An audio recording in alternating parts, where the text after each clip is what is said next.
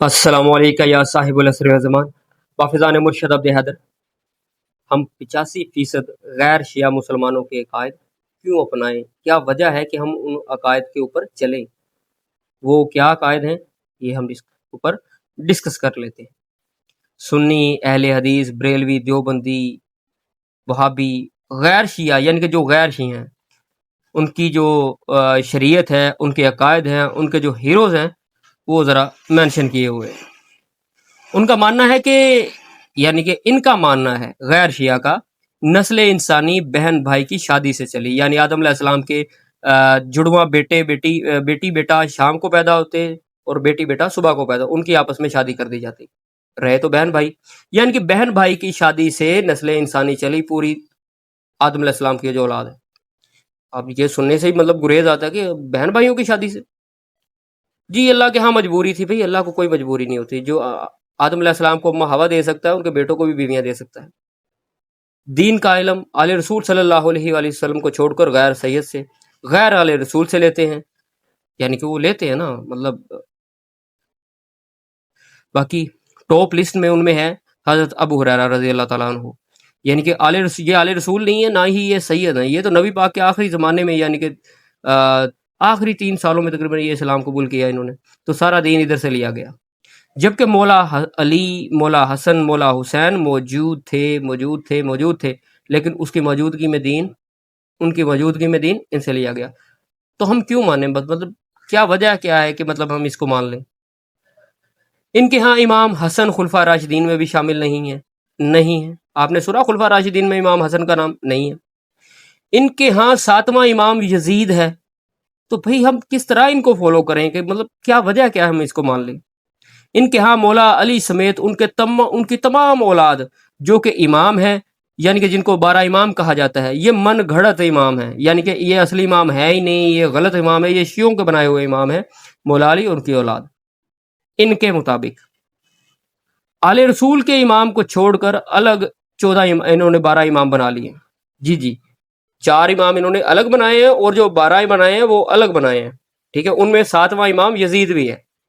وہ کون سے ہیں 4 امام آل رسول کو چھوڑ کر؟ امام اعظم ابو حنیفہ، یعنی کہ آل رسول موجود ہیں، امام باقر موجود ہیں، امام جعفر صادق موجود ہیں، ان کی موجودگی میں امام اعظم امام ابو حنیفہ، یعنی کہ امام اعظم اماموں کا سب سے بڑا امام، واہ واہ، امام ابو حنیفہ، امام شافعی، امام مالک، امام حنبل۔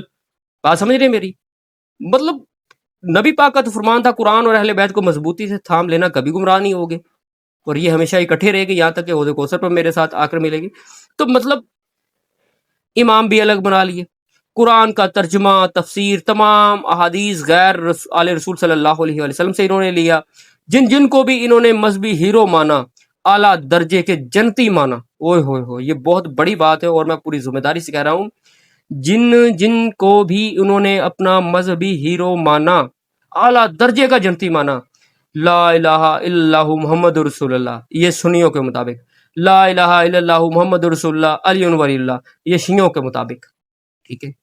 تقریباً ان میں سے 98% ان کے گناہ ان کے نیکیوں سے بھی بڑے ہیں۔ اوئے ہوئے، میں نام تو کسی کا نہیں لوں گا، لیکن کیا کریں، ہمیں سلیبس میں بتا دیا گیا، ہمیں کتابوں میں پڑھا دیا گیا، اسکول کی کتابوں میں بھی پڑھ لیا، ہسٹری کی کتابوں میں بھی پڑھ لیا، ہم کیا کریں، سچ بنتا ہی یہی ہے۔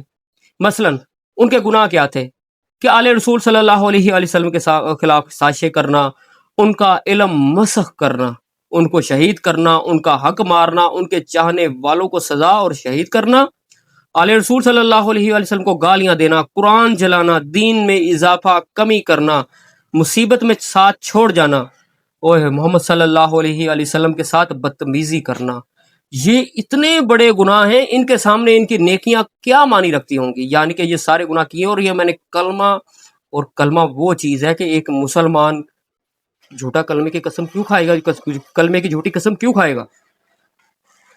اور یہ سارے کام کیے ہیں۔ آپ کسی ایک کا بھی نام اٹھا کے دیکھ لیں، پھر اس کی زندگی کی پوری ہسٹری پڑھیں، الف سے لے کے یہ تک، آپ کو یہ باتیں ملیں گی اس میں۔ تو پھر جس میں ایک بھی ایسا گناہ ہو یا ایسی چیز پائی جاتی ہو، اس کی نیکی کہاں پہ جائے گی؟ باقی ایسا نہیں ہے، یہ بھی میں پھر کلمے کو دہرا کے بات کر رہا ہوں، ایسا نہیں ہے کہ جن جن کو بھی انہوں نے اپنا مذہبی ہیرو مانا اس میں ایک بھی غلطی نہ نکلے گی، اور بہت بڑی غلطی نکلے گی. غلطی کہہ لیں یا جو مرضی کہہ لیں، یہ اب آپ کا کام ہے. بہرحال یہ ملے گا آپ کو. ان کی شریعت میں اونٹ کا پیشاب پینا شفا دیتا ہے، یعنی کہ ان کے شریعت میں، ان کے دین میں، ان کے اسلام میں محمد صلی اللہ علیہ وآلہ وسلم کی سیرت طیبہ ایسی لکھی کہ شرم سے سر جھک جائے. اور یہ بھی قسم والی بات ہے، ایسی ہی لکھی. آپ پڑھیں نبی پاک صلی اللہ علیہ وآلہ وسلم کی سیرت، اور ایسی باتیں لکھ ڈالی ہیں کہ سر جو ہے شرم سے جھک جائے. اوئے ہوئے. اب مجھے بتائیں میں کیوں مانوں ایسے عقائد کو؟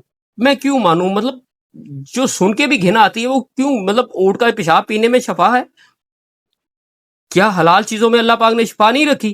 کون سی ایسی بیماری ہے جس کا علاج حلال چیز میں نہ ہو؟ لیکن لکھ دیا ہے. یہ صحیح بخاری میں حدیث ہے اس کے اوپر. اور محمد صلی اللہ علیہ وسلم کی سیرت طیبہ پہ ایسی باتیں لکھی گئی ہیں کہ توبہ نعوذ باللہ. میں بس آپ پڑھیں گے، صحیح بخاری پڑھ لیں، آپ کو ساری سمجھ آ جائے گی. صرف غیرت مند انصاف پسند ہی علم کے ساتھ متفق ہوں گے، اور جاہل جو ہے وہ تحقیق کے بغیر ہی جھگڑیں گے. تو مسئلہ کوئی نہیں ہے. دیکھیں ہر بندے نے اپنی اپنی قبر میں جانا ہے، ہر بندے نے اپنی قبر میں جانا ہے. آپ کا کام ہے تحقیق کر لینا.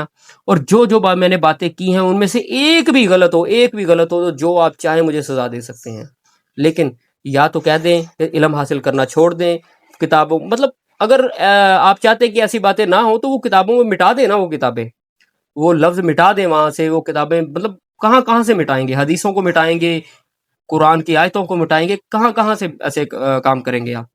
لیکن جو کہا وہ بالکل سچ کہا. تحقیق کرنا آپ کا کام ہے. وہ کہتے ہیں تنقید کے لیے علم ہونا ضروری ہے، لیکن جھگڑے کے لیے صرف اور صرف جاہل ہونا ہی بہت کافی ہوتا ہے. ٹھیک ہے. باقی حب علی رحمت اللہ، بغض علی لعنت اللہ بے شمار.